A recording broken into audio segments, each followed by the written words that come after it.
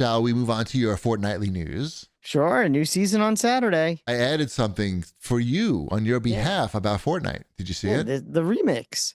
The new season starts on Saturday. Is okay. That's what that's about. Okay, and what does that mean?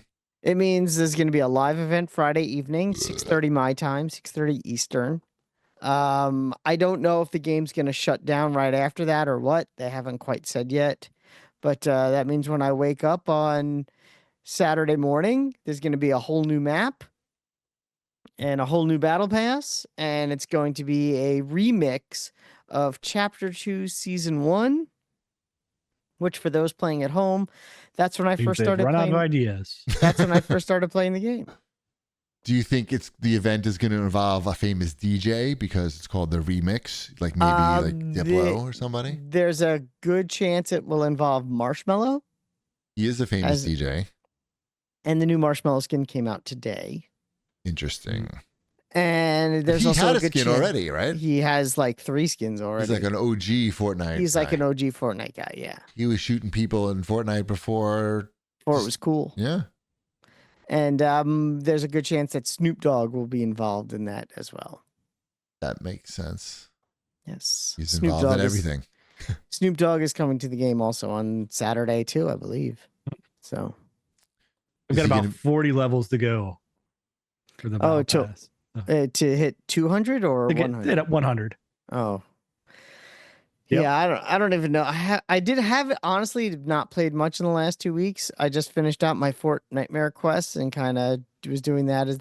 They split those up to where they were 3 days apart to get the shit. So I was kind of annoyed by that because I kind of wanted to just get it done. But yeah, I mean, I'm ready for the next season. And I think I finished at like level 250 or something like that. So a lot of levels. It's a lot of levels. It's more than I needed. But nice. It's only because I wanted the scarecrow glider, pumpkin scarecrow glider. Gotta have a pumpkin scarecrow glider. I have that. I got something. I got a scarecrow glider. Did you get there? That's the Fort Nightmare challenges.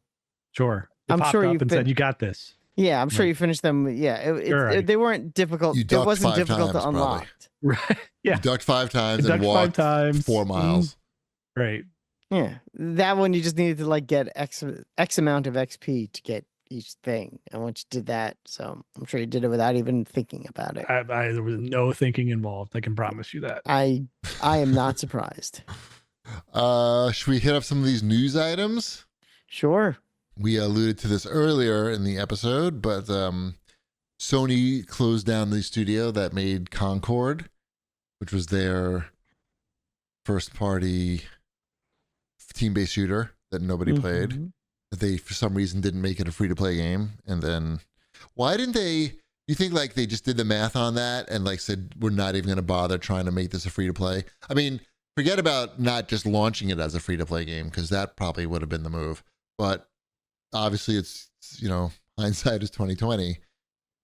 Doesn't make sense to even like salvage. Like they put so much money and time into this game. It was better just to fire everybody and just pretend like it never happened and write the whole fucking thing off, I guess. I mean, I'm no legal expert or an economist, so I would need someone to like spell it out for me. But I'm assuming there's a much better tax reason to do this. Yeah, that's what I was. And I'm assuming that the tax savings, it's like, isn't there like that weird loophole where tax savings count as revenue? So you can make this not look right. Yeah, it's like like all the salaries of the laid off employees also show as revenue earned, not. It's like it's like that weird shitty accounting that they do to make things look like profit when it's really a loss. A huge fucking failure. Like you made a game for 5 years and no one bought it, and then you fired everybody who made it. And then you're going to take that loss and then you're going to apply it to your taxes so you don't have to pay that and whatever. I don't know how it works, but I'm sure it was the better option. Not for the gamers, Wombat. Mm. Not for the gamers. What else we got here? Microsoft's gaming revenue is going up, but their hardware sales are going down. Which tells you what? that they bought Activision. Nope. They raised the price of Game Pass. Mm-hmm. Yay! How about that math?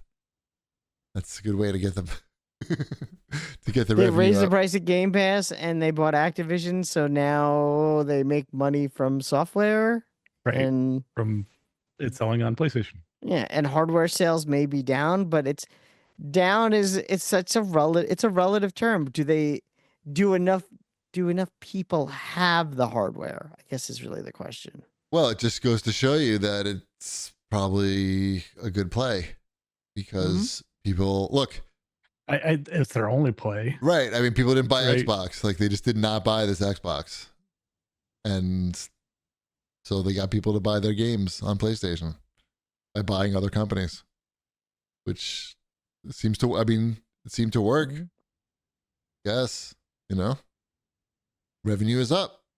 Yep. Thanks, PlayStation. They didn't have to shut any games down yet. Right. Yeah, I'm sure they did. I think they did. Yeah. Yeah. I'm sure I they think. did. And there'll be more. Oh, that Hi-Fi Rush and Yeah. Oh, They yeah. shut that studio. down. they shut those guys down. Tango. They laid off like a ton of people at Activision And Microsoft. and Microsoft, all the quote unquote redundancies. And the CEO got a huge raise, huge Yeah. bonus, like 30 million or something disgusting. Something Revenues stupid. are up.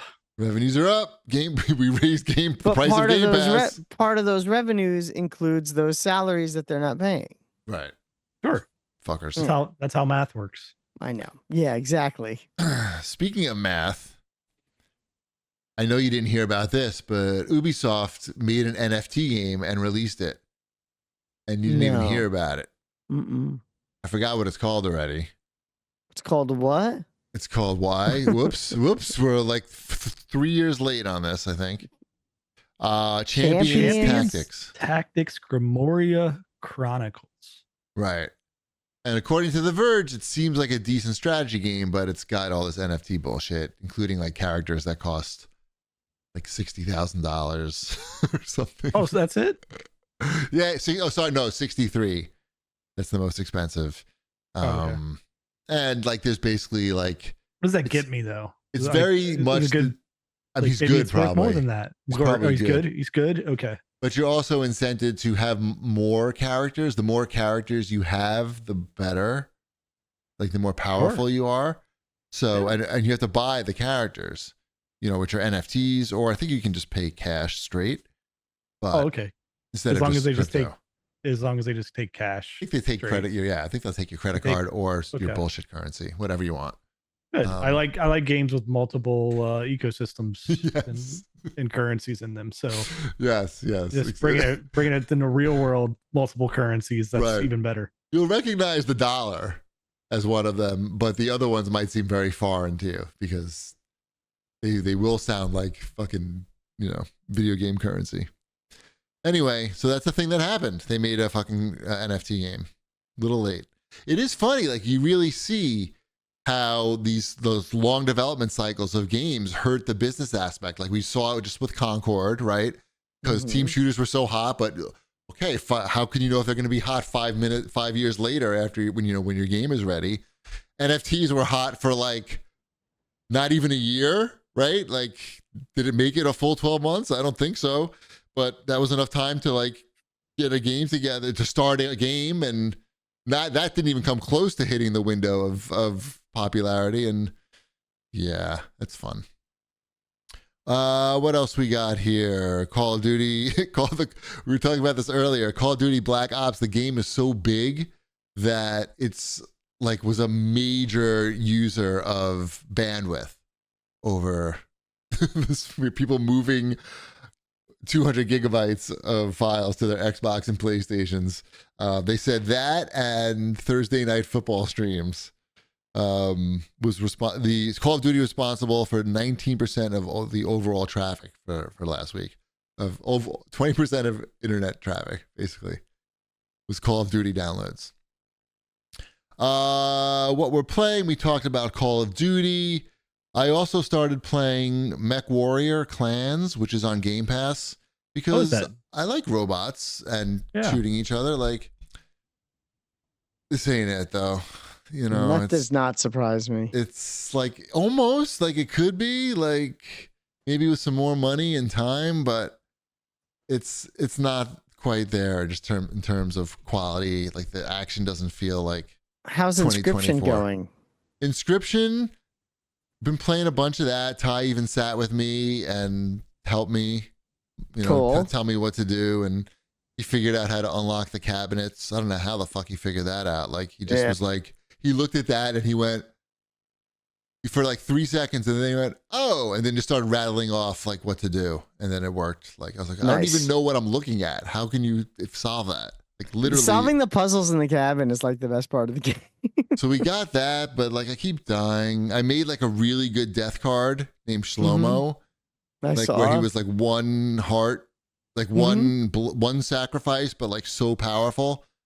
But then I beat the boss so fast that it killed me. Yeah. Like it was like, oh, you powered up too quickly, so now I'm just gonna fucking kill you and you're gonna lose everything. That's weird. Yeah. But I mean, if I could beat that first portion, like I did, that whole section of the game, I beat the whole thing. Right. You need to solve those puzzles. Oh, you do? Yeah. Because you're not going to be powerful enough? You'll get better cards like that you can kind of march to victory with. You got to get the stuff in the cuckoo clock and all that stuff. Do you have a problem? Because I don't think I do. Well, I know you do. But do you have a specific problem with this game?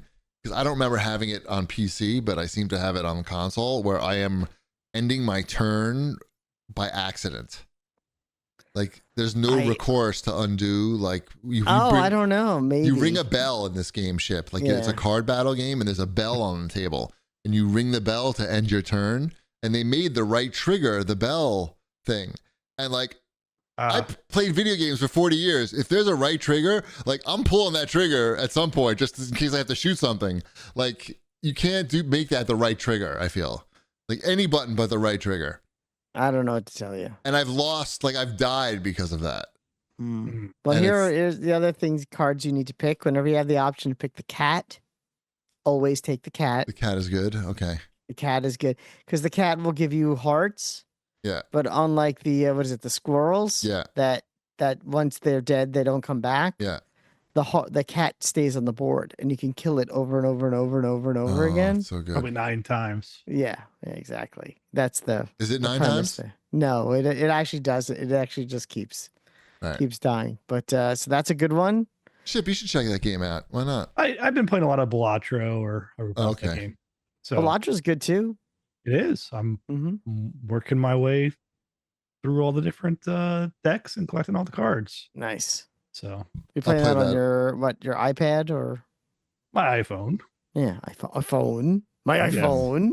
Did you does anybody have the phone that has the AI in it?